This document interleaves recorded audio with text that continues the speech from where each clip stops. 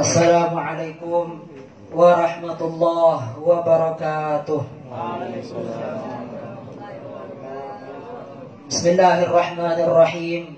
Alhamdulillahi rabbil alamin. Wassalatu wassalamu ala ashrafil anbiya'i wal mursalin Sayyidina Muhammadin as-sadiqil masduqil amin wa ala alihi wa ashabihi wa atba'ihi min ba'dihi ila yaumiddin. Subhanaka la ilma lana illa ma 'allamtana innaka antal alimul hakim. Amma ba'd. Al-mukarramun, segenap para hadirin, para ulama, para masyayikh yang sangat saya muliakan.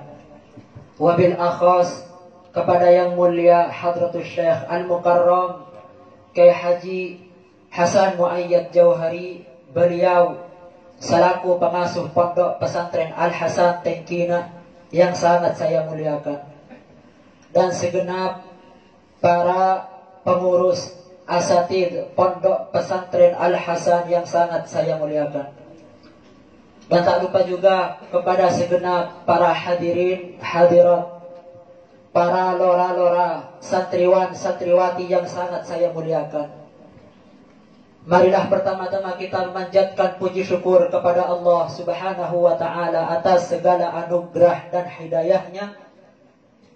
Dengan adanya anugerah dan hidayahnya Allah, kita bisa berkumpul, bermujalasah di tempat ini yang insya Allah menjadi perkumpulan yang barakah manfaat. Amin Allahumma amin. Salawat serta salam semoga tetap tercurah limpahkan keharibaan baginda Nabi besar Muhammad sallallahu alaihi wasallam beserta keluarga dan sahabatnya dan juga umatnya, dengan harapan kita semua bisa diakui sebagai umatnya kelak di hari kiamat. Amin Allahumma amin. Hadirin yang saya muliakan, pada zaman ini, pada zaman modern ini, kita seringkali disibukkan dengan hal-hal perkara yang tidak penting, dengan hal-hal perkara yang mana perkara jauh dari kata bermanfaat kepada kita, sehingga dengan hal-hal ini bisa menjadikan kita lupa kepada sosok seseorang yang telah mencintai kita, yang telah mengasuh kita, yang telah mendidik kita mulai dari kecil. Siapa? Yaitu ibu kita sendiri. Ibu kita sendiri yang selalu mendidik kita, mengasuh kita tanpa kenal lelah dan tanpa pamrih. Bahkan bisa jadi seorang ibu lebih mulia daripada seorang ayah. Al-Imam Al-Bukhari dalam salah satu kitabnya Al-Adabul Mufrad menyebutkan suatu kejadian di zaman Rasul sallallahu alaihi wasallam. Salah satu sahabat Nabi mendatangi Nabi dan bertanya tentang kepada siapa dia harus berbakti. Lalu dia datang dan bertanya kepada Nabi, "Ya Rasulullah, man abarru?" Wahai Rasul, kepada siapa aku harus berbakti?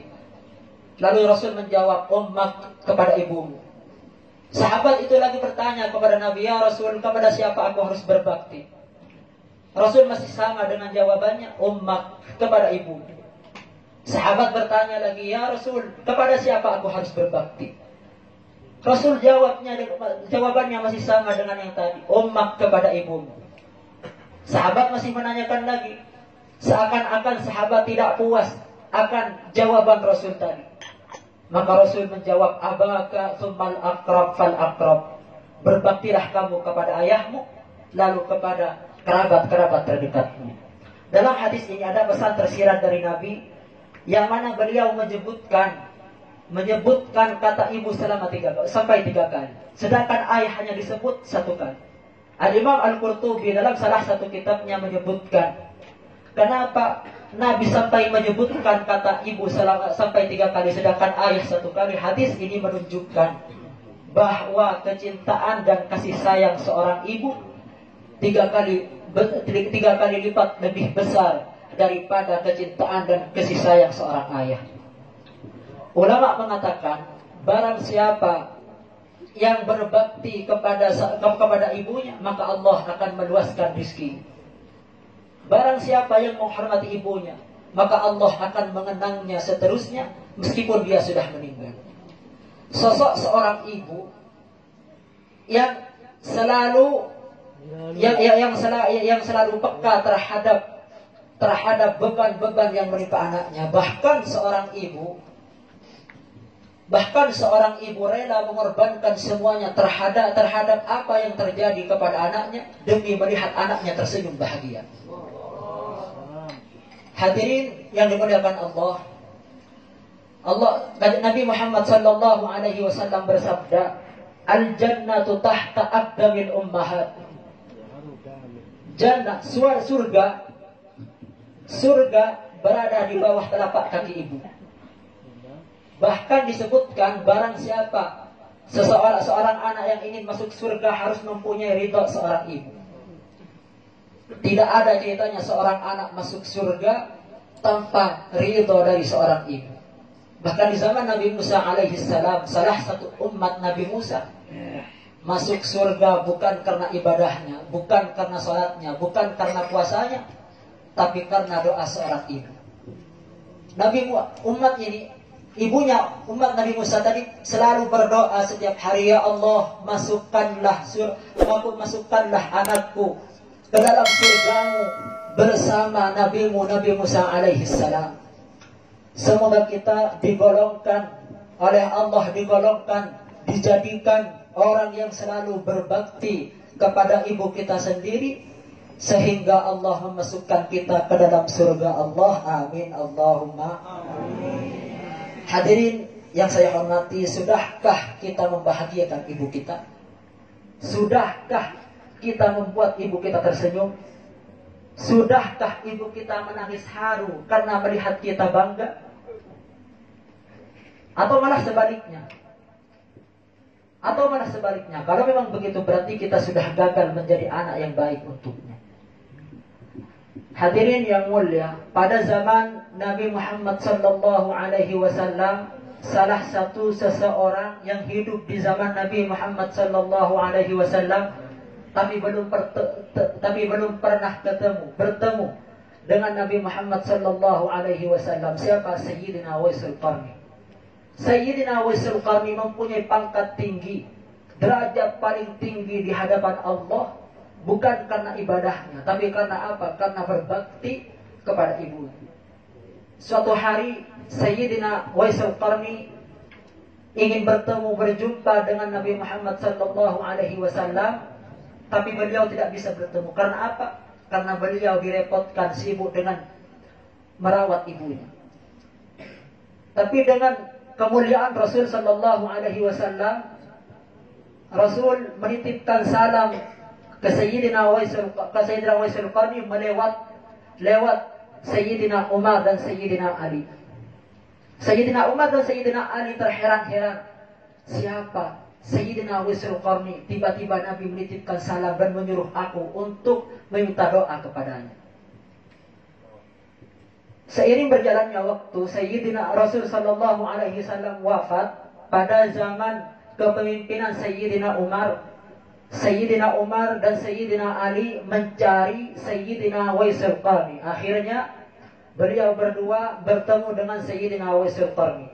Sayyidina Ali dan Sayyidina Umar terheran-heran, mengira Sayyidina Uwaisul Qarni orang tinggi, orang yang berpangkat mulia di kalangannya, orang yang terpandang di kalangannya. Tapi apa kenyataannya? Sayyidina Uwaisul Qarni hanya orang biasa. Sayyidina Ali menanyakan kepada Sayyidina Uwaisul Qarni, apa kelakuanmu, apa pekerjaanmu, sehingga Nabi menitipkan salam dan menyuruh aku untuk meminta doa kepadamu. Apakah kamu pernah bertemu dengan Nabi Muhammad sallallahu alaihi wasallam? Maka Sayyidina Uwaisul Qarni menangis, aku belum pernah bertemu dengan Nabi. Kenapa? Sayyidina Ali berkata, kenapa? Karena aku disibukkan dengan merawat ibu saya, hanya saya yang merawat. Saya hanya hidup berdua dengan ibu saya. Lalu Sayyidina Ali berkata, ini letak kemuliaanmu di hadapan Allah, penyebab kamu menjadi orang mulia di hadapan Allah. Kamu menjadi orang yang berbakti kepada ibu kamu sendiri. Dari kisah ini kita bisa ambil pelajaran dan hikmah. Barang siapa yang memuliakan ibunya, yang berbakti kepada ibunya, maka Allah akan meninggikan derajatnya. Begitu juga sebaliknya, barang siapa yang menyakiti ibunya, barang siapa yang durhaka kepada ibunya, maka Allah berjanji siksa dan azabannya nanti kelak di hari kiamat. Semoga kita dijauhkan dari orang-orang, dijauhkan dari golongan yang selalu menjelek-jelekkan, yang selalu durhaka kepada ibunya. Amin Allahumma amin. Hadirin hadirat yang saya muliakan, di balik kesuksesan seorang anak tak lekang dari peran doa seorang ibu. Tidak ada ceritanya seorang anak berhasil sukses menjadi orang besar tanpa doa seorang ibu. Pada kesempatan malam hari ini, mari kita berdoa, meminta kepada Allah, semoga Allah memanjangkan umur ibu kita dalam keadaan sehat dan afiat, selalu dalam lindungannya. Amin Allahumma. Mungkin cukup sampai di sini apa yang bisa saya sampaikan. Kurang lebihnya mohon maaf. Hadanallah wa iyyakum ila tariqihil mustaqim. Assalamualaikum warahmatullahi wabarakatuh.